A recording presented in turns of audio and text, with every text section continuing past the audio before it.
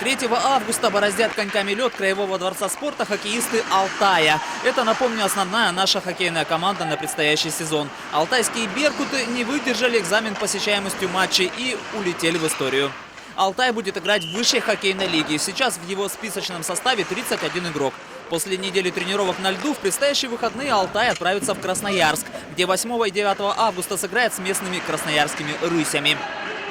Не отстают от ледовых рыцарей подопечные Ивана Воронкова. Они тренируются на стадионе «Лабиринт», где и будет проходить первый предсезонный сбор, посвященный общей физической подготовке. В межсезонье университет покинули Сергей Гаштальд, Павел Ремпель и Евгений Хрящук.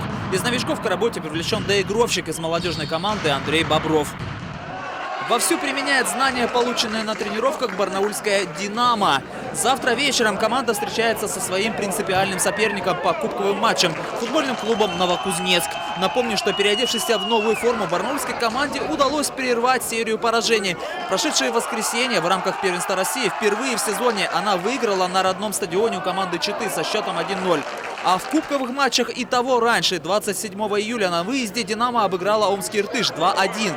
Пока в турнирной таблице Кубка России по футболу «Динамо» уверенно занимает 3-е место, пропустив вперед Белогорск и своего сегодняшнего соперника ФК «Новокузнецк». Тем интереснее будет встреча. Напомню, что начнется она на стадионе «Динамо» в 18:30 по местному времени. Михаил Ширин, информационный канал «Город».